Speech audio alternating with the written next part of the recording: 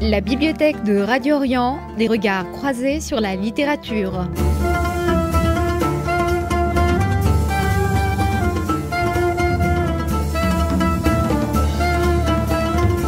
La bibliothèque de Radio Orient avec Loïc Barrière. L'invité de la bibliothèque de Radio Orient est Fawaz Hussein. Vous publiez Le rêveur des bords du Tigre aux éditions Les Escales. Bonjour. Bonjour. Alors Fawaz Hussein, le point de départ de ce nouveau roman, c'est le voyage en Turquie de Farzand, un Kurde de Syrie qui vit à Paris. Il se rend dans le Kurdistan turc avec l'intention de traverser la frontière pour se rendre en Syrie. Il veut retrouver la ville dont il est originaire. Comment est né ce roman, Fawaz Hussein ? D'abord, je vous remercie infiniment pour cette invitation. Ce roman est né de l'exil, si vous voulez, parce que c'est vrai que depuis que je suis là, je pense à retourner, et même quelquefois retourner définitivement. Et depuis que cette guerre civile existe en Syrie depuis 2011, c'est vrai, je me suis rendu compte que mes chances de retourner définitivement au pays deviennent de plus en plus minces. Alors, mon personnage Farzand, merci, c'est vrai, il passe la moitié de sa vie ici, ça veut dire 25 ans, et il a 25 ans quand il arrive à Paris, il veut retourner, mais en réalité, il dit à tout le monde, il sait qu'il ne peut pas rentrer chez lui parce qu'au bout de 25 ans, on ne peut jamais rentrer chez soi. Ulysse, quand il rentre au bout de 20 ans chez lui, il est étranger, c'est un mendiant et tout le monde l'oublie. Alors, vous il dit écrivez à tout le monde, d'ailleurs qu'à 50 ans, votre héros est plus vieux qu'Ulysse revenant à Ithaque. Exactement, parce qu'Ulysse, quand il part, je pense qu'il a 20 ans, et quand il rentre, il a 20 ou 22 ans, et quand il rentre, il a 42 ans, et à l'époque, 42 ans, c'était énorme. Alors, mon personnage, il rentre à l'âge de 50 ans, et il dit à tout le monde qu'il ne veut pas, il sait qu'il ne peut pas retourner chez lui, parce qu'il y a d'abord la guerre, et il y a aussi les barbelés, il y a les champs de mines, il y a les miradors.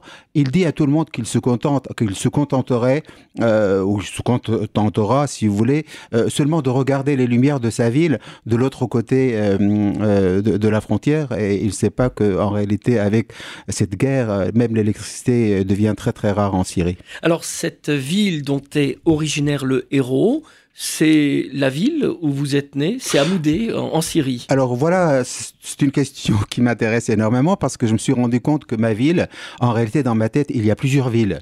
Il y a 3 villes, si vous voulez, superposées. Il y a la ville où j'ai vécu vraiment.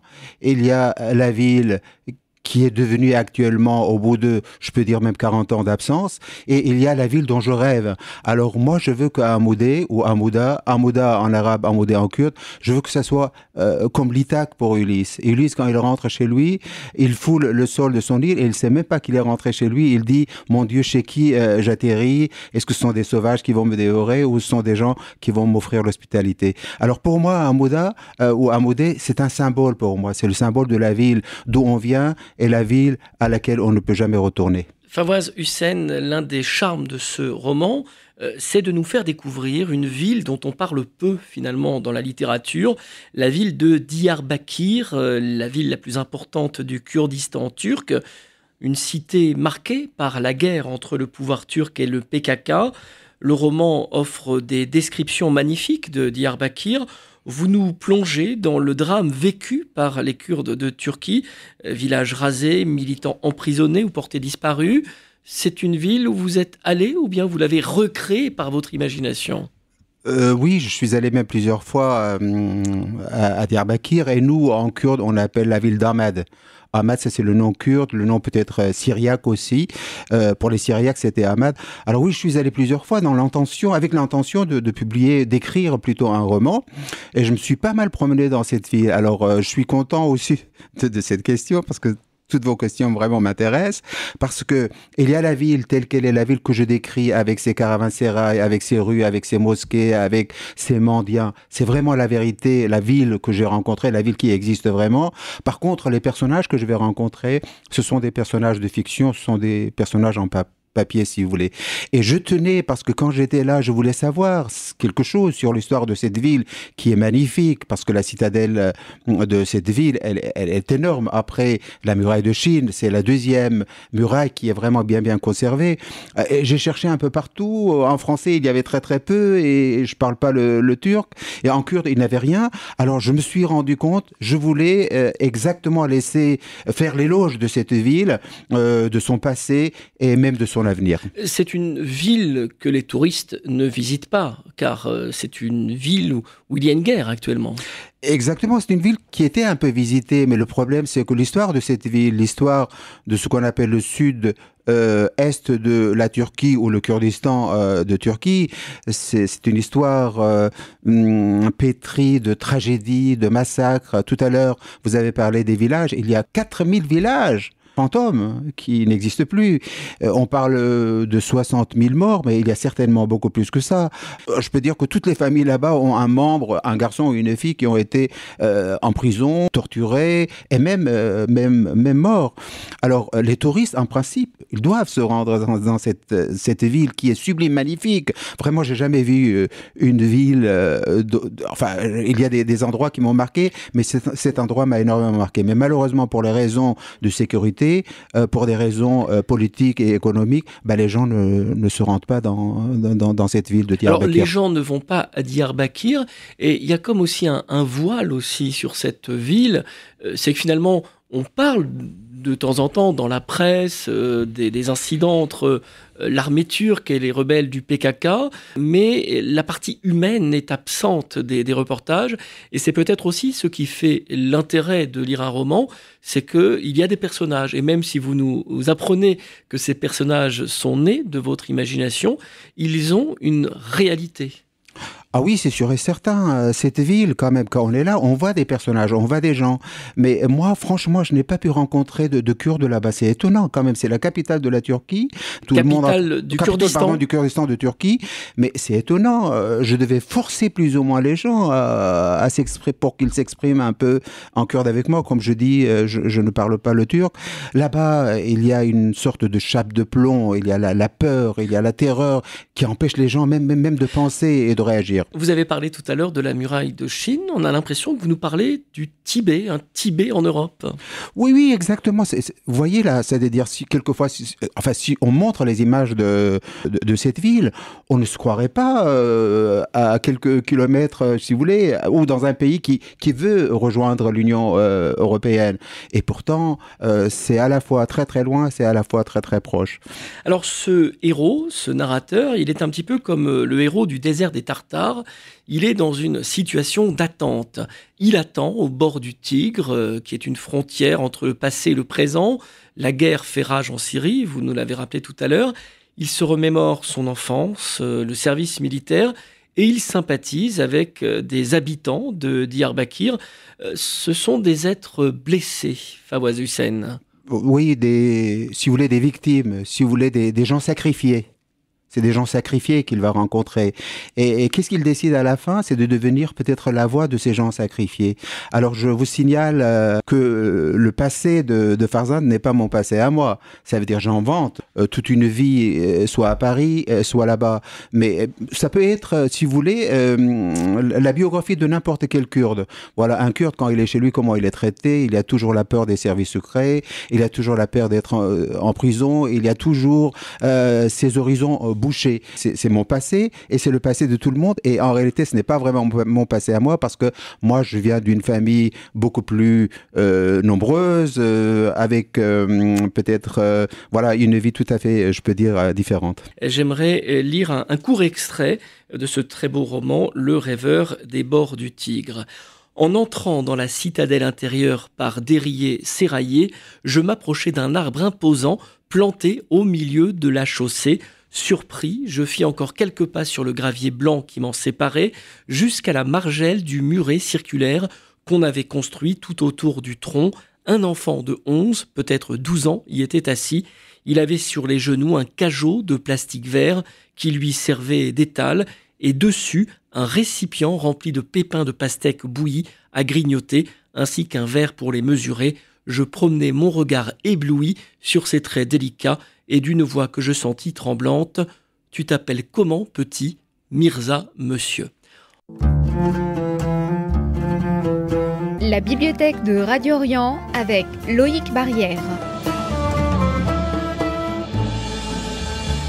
Retour sur le plateau de la bibliothèque de Radio Orient. Nous sommes toujours en compagnie de Fawaz Hussein. Vous publiez un nouveau roman, Le rêveur des bords du Tigre, publié aux éditions Les Escales. Alors, on a fait connaissance avec un petit garçon de 11 ou 12 ans. Il s'appelle Mirza, il vend des pastèques au lieu d'aller à l'école. C'est un personnage que vous avez donc inventé. Quelle est sa fonction dans le roman ? Alors, Mirza, en kurde, ça veut dire le prince ou le petit prince. Et moi, j'ai traduit en 95 pour la première fois Le Petit Prince d'Antoine de Saint-Exupéry. Ce livre, comme L'étranger de Camille, ce sont deux livres qui m'ont énormément marqué. Alors, si vous voulez, c'est le Télémaque de l'Odyssée, si vous voulez. Alors, puisqu'il y a Farzand qui veut rentrer chez lui et avec ce retour impossible, et il y a Télémaque qui cherche son père partout, et lui aussi qui vient juste de rentrer. Alors, j'ai imaginé cette rencontre entre Farzand et Mirza. Alors, Mirza, c'est qui exactement? C'est un symbole pour moi. Il est le symbole de l'espoir qui peut naître, parce que moi, je dis à plusieurs reprises dans mon livre que cette guerre qui oppose les Kurdes et les Turcs dans la région kurde n'est pas une vraie révolution, et c'est pas vraiment une guerre de libération. J'attends une nouvelle génération pour que cette nouvelle génération propose quelque chose de nouveau. Parce qu'avec la mentalité qui existe, la mentalité des Kurdes, avec la mentalité des Turcs, de l'armée turque, on est encore très très loin d'une issue possible.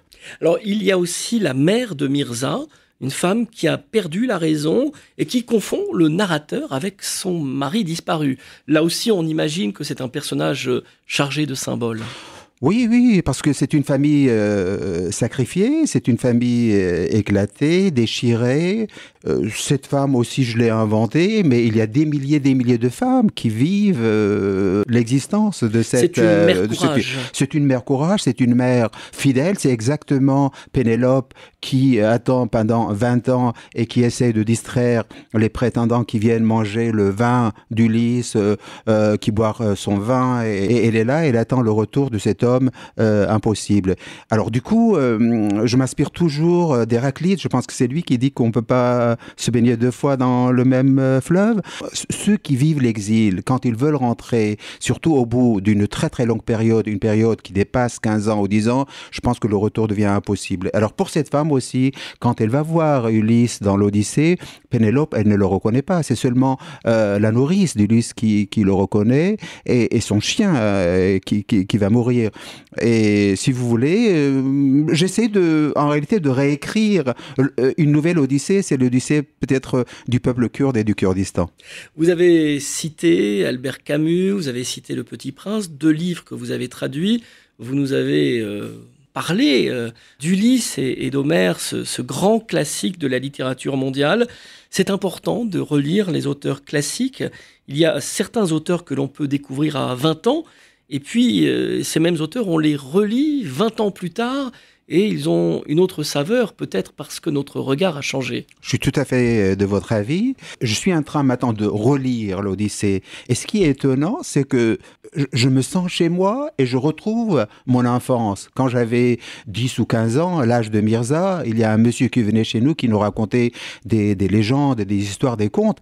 Et c'est incroyable. La faute que j'ai faite, c'est que je n'ai pas enregistré. À l'époque, j'étais très très jeune pour penser à tout cela. Mais ce que ce monsieur nous racontait, cet homme qui m'a énormément marqué, que j'appelais oncle Chermous, c'est exactement Homère qui raconte, enfin qui chante l'Iliade et l'Odyssée. C'est le même climat qu'il créait. Ce qui se passe par exemple dans le palais d'Ulysse, c'est exactement ce qui se passe dans les contes de ce monsieur. Alors, je suis très très content de revisiter revisiter les classiques, parce que les classiques, on les appelle classiques parce que, pour deux raisons, parce qu'on les étudie dans les classes, et deuxièmement parce qu'ils sont toujours modernes. Voilà. Quand je lis Racine, par exemple, quand je lis Phèdre, ou quand je lis, par exemple, même Euripide, ils sont là devant nos yeux, et c'est-à-dire, vous voyez, moi je cite pas mal d'auteurs grecs, c'est que tout simplement, les Grecs sont toujours modernes pour moi, et leurs œuvres sont toujours d'actualité. Vous avez besoin d'être accompagné par ces grands auteurs quand vous écrivez. Un écrivain n'est jamais seul, finalement, il est entouré. Exactement, c'est-à-dire on ne vit pas dans un monde clos, on ne vit pas dans une bulle. Voilà, déjà, il y a bien sûr mon vécu qui me nourrit, qui m'avance des idées, et bien sûr, il y a mes lectures. Je pense qu'on ne peut jamais être un vrai écrivain si on n'a pas été un grand lecteur. Alors vous êtes, à ma connaissance, le seul romancier kurde francophone. Est-ce que ça vous donne une responsabilité particulière ? Vous savez, moi j'ai souvent dit que je n'étais pas vraiment un écrivain engagé. Ça veut dire, je ne sais pas ce que c'est, j'ai pas envie d'être taxé d'écrivain engagé. Voilà, je suis d'origine kurde. Si j'avais choisi, je vous assure, j'aurais choisi être n'importe qui, un Suédois, un Norvégien, un Sénégalais, un Américain, un Portugais, mais pas kurde, parce que l'histoire du peuple kurde est une histoire très très chargée, elle est très très sombre et noire. Alors du coup, on ne choisit pas ses parents, on ne choisit pas le sol sur lequel on est, et on est né. Moi, je suis né en Mésopotamie, dans cette région qu'on appelle le bec du Canard, cette partie de la Syrie qui est entre le Tigre et l'Euphrate. Et puisque je suis né là-bas, ça veut dire, alors tout simplement, je ne peux pas oublier mes origines. Je fais de mon mieux sans me considérer comme un écrivain étranger. Et je retourne encore aux deux livres que j'ai traduits beaucoup plus que ça. Si j'ai traduit L'étranger de Camille et Le Petit Prince, c'était tout simplement pour enrichir et défendre la langue kurde, qui est une langue toujours interdite et qui est dans un piteux état. Vous pourriez écrire sur des personnages qui ne sont pas liés au Kurdistan ? Je pense que c'est sûr et certain. Je peux le faire. Mais souvent, presque toujours, on est mieux, on se sent mieux quand on parle des gens qu'on connaît. Mais je vous assure, je suis toujours beaucoup plus à l'aise dans la fiction pure que lorsque je parle des gens que je connais ou des situations que je connais. C'est pour ça j'essaye de boucler, comme vous avez remarqué, par exemple, Le Rêveur des bords du Tigre, c'est de la fiction pure. Et le livre précédent pour lequel vous m'avez invité, Orage pèlerin, c'est de la fiction pure. Alors, si vous voulez, je suis un peu partagé entre la fiction pure, qui me plaît énormément parce que ça me libère, ça me permet énormément de liberté, et de temps en temps aussi, je suis obligé de faire le travail de mémoire en parlant des Kurdes et du Kurdistan. Alors, le travail de traducteur aussi qui est le vôtre, est-ce qu'il influe aussi sur votre travail de romancier, puisque vous travaillez véritablement sur la langue du matin au soir ? Exactement. La langue, si vous voulez, c'est mon outil de travail, c'est presque ma raison de vivre. Moi, souvent, on me dit, est-ce que vous vivez en France ? Je dis non, je vis dans la littérature française et dans la langue française. Alors, merci encore pour cette question, parce que cette année, j'ai sorti, si vous voulez, 2 livres. Le premier, c'est mon roman, le Rêveur des bords du Tigre, et j'ai traduit un livre de l'arabe de Niroz Malek, Les anciennes nuits, qui est sorti à la même date, le 10 octobre 2017, aux éditions Le Serpent à Plumes. Si vous voulez, je pense que c'est ça. Ça veut dire, voilà, je traduis du kurde vers le français, du français vers le kurde, et je traduis de l'arabe vers le français maintenant, mais je ne pourrai jamais traduire, du français vers l'arabe. Vous avez publié de nombreux ouvrages en tant que romancier. Est-ce que tous ces livres sont nés de la même façon ? Est-ce que vous avez au départ une idée de personnage, envie de raconter un lieu, d'écrire un personnage ? Est-ce que vous avez déjà tout le roman en tête lorsque vous écrivez la première phrase ? Alors, pas du tout. J'ai une petite idée comme ça qui me vient, qui est déclenchée peut-être par quelques circonstances. Et je sais plus ou moins ce que j'ai envie de traiter. Par contre, la fin, je sais d'où je viens, mais je ne sais jamais où je vais atterrir et arriver. Les mots m'orientent. Les mots ont leur indépendance, leur dynamisme. Alors quand je mets un mot, je veux qu'il exige un autre mot, et l'autre exige un autre mot, un autre adjectif, et ensemble, ça crée une sorte de paragraphe, une sorte d'atmosphère, et voilà, et à la fin, quand j'arrive à la fin, je dis c'est bon, cette fin me convient, et quelquefois la fin ne me convient pas, alors je travaille encore pour arriver voilà, à la fin qui me plaise. Alors pour terminer, j'aimerais que vous nous commentiez une phrase que j'ai notée dans votre roman. J'étais prêt à mourir pour ce pays qui était mon enfance. C'est ce que dit le narrateur au moment où il va franchir la frontière. Cet homme, Farzand, qui a 50 ans et qui a presque toute sa vie derrière lui et qui n'a pas beaucoup d'avenir en face de lui parce que c'est un homme qui a une vie très très cabossée. Il perd les êtres les plus chers pour lui et cette situation de guerre, cette guerre qui met la Syrie à feu et à sang, c'est un pessimiste. Et comme moi aussi, c'est vrai. J'avoue que je suis assez pessimiste, surtout quand je vois comment les gens s'entretuent pour des raisons tout à fait futiles. Alors oui, il y a des milliers, des millions même de Kurdes qui se sont battus pour le sol du Kurdistan, pour l'indépendance du Kurdistan. Oui, mon personnage est un personnage engagé, il fait tout pour sa culture, pour sa patrie, tout en restant fidèle à ses principes. Merci Fawaz Hussein. Je rappelle le titre de ce très beau roman, Le rêveur des bords du Tigre, aux éditions Les Escales, roman que je recommande bien entendu aux auditeurs de Radio Orient. Merci beaucoup.